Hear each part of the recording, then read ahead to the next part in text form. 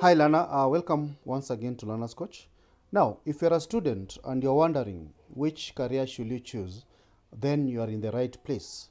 Now, I normally receive a lot of questions, especially from our website, concerning students who are actually confused and are lost on how to select a particular career.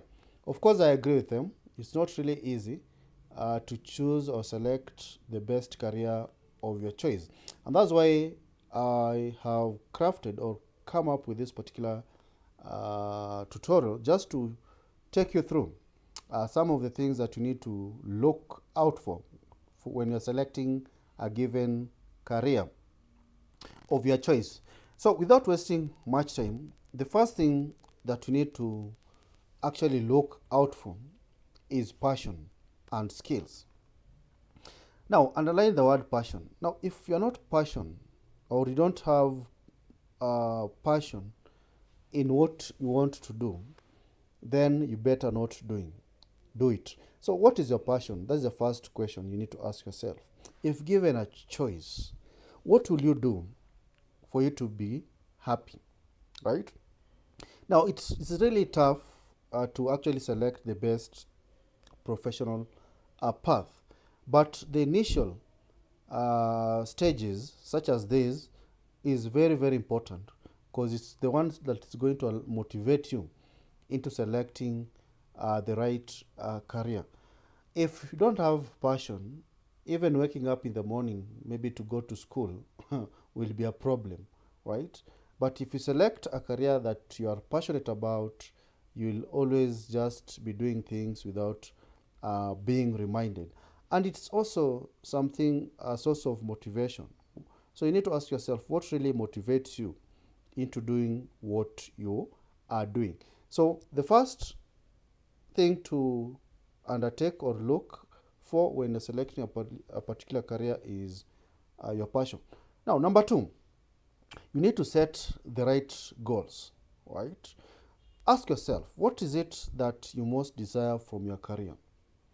You can have short term goals, you can set long term goals, and of course, you can have middle term goals.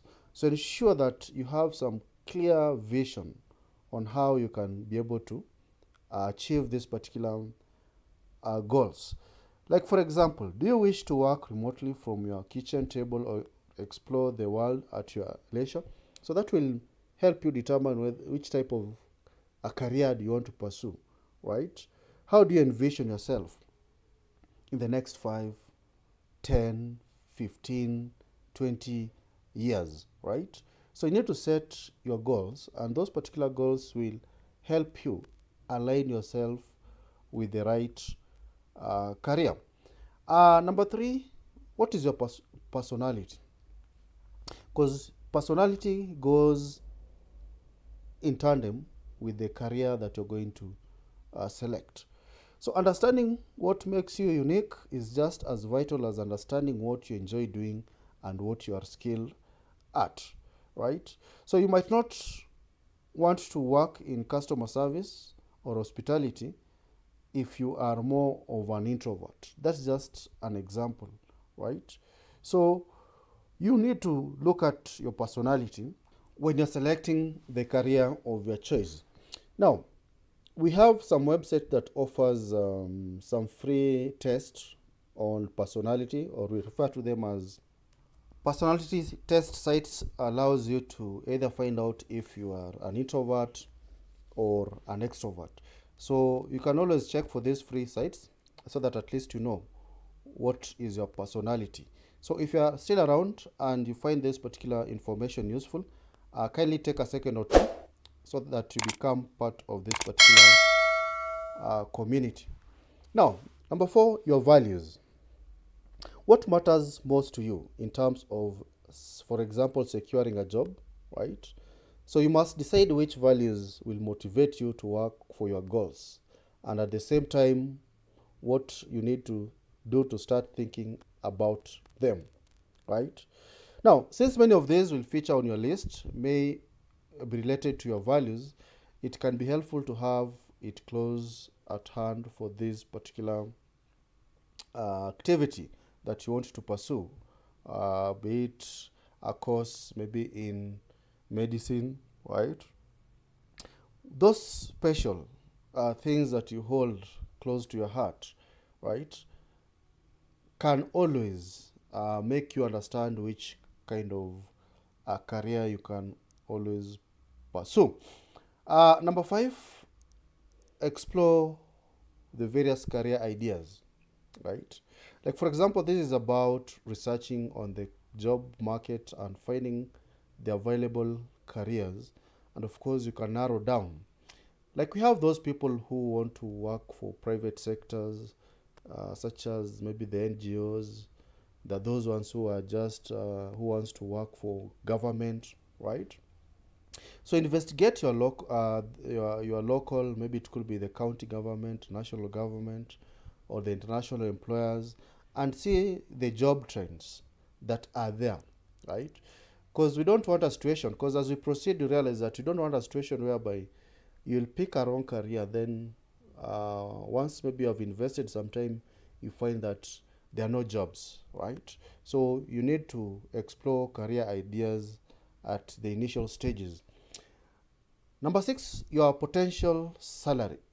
I can see you're smiling, right? Because this is what makes you maybe, or a large percentage of people get motivated by large or huge salary. So it also plays a role towards the career that you choose or the one that you want to select. I mean, if you get some few coins, you are not going to be happy doing that particular work, right? So ideally, this option of maybe investigating or positioning yourself to earn some salary could actually also help you understand which career you're going to select. We have, like, for example, some jobs that pay you less, that maybe 500 US dollars, that those ones that pay you maybe over 2000 US dollars.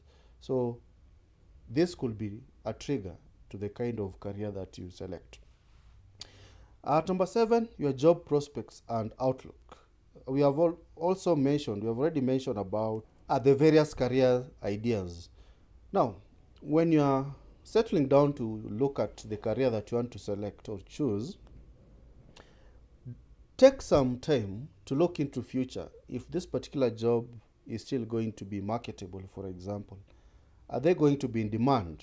Your skills that you're learning right now, are we together? Because you could be working on some, investing your time learning some skills that are going to be obsolete in the next 5 years. So it's very, very important to take time to carry out maybe some kind of due diligence and project. I know it's a very hard thing to do, but just project. How do you project if your skill is going to be required in the next 20 years?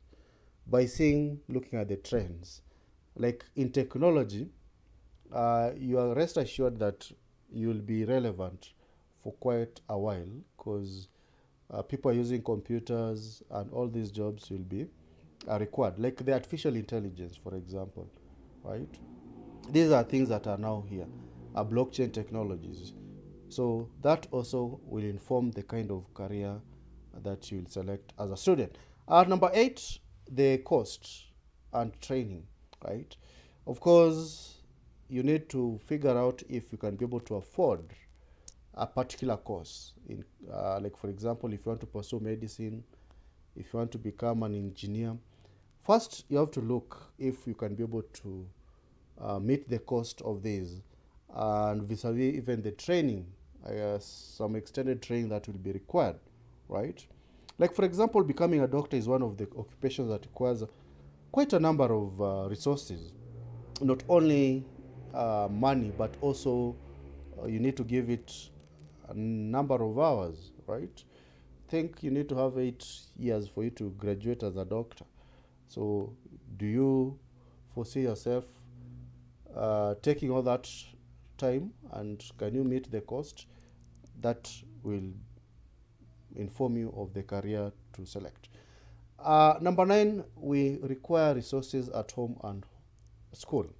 Now, these resources, they're quite a number, but the main resource here is some kind of a guideline, career guide, both at home and at school, to keep yourself maybe in the right page so that at least you know what you're going to do. So find the right counselor.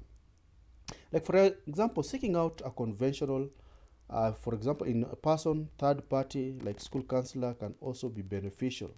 A counselor will assist you visualize your career path or professional path by giving some relevant additional information that will help you determine the next phase of your career or your education. So I know you have friends. I know one of your family members is actually doing well. They can actually give you the right information. Even your friends at school, you'll have those mentors, and of course, you have those career guidance that will give you the right information. Now, lastly, learning opportunities, right? So after this, all these, you need to ensure that there are available opportunities, for example, that allows you to kind of sharpen your skills. So you can organize interviews with some relevant industries just to give you additional information of how to work in those particular companies. I feel like you don't need to graduate first, right? You can schedule some phone calls, right? Make some Zoom meetings, and so on and so forth. So, ladies and gentlemen, I hope those ten points have enabled you make a choice of the kind of career that you're going to select or pursue. So should you find this information quite helpful, be part of this particular community. All right, thanks.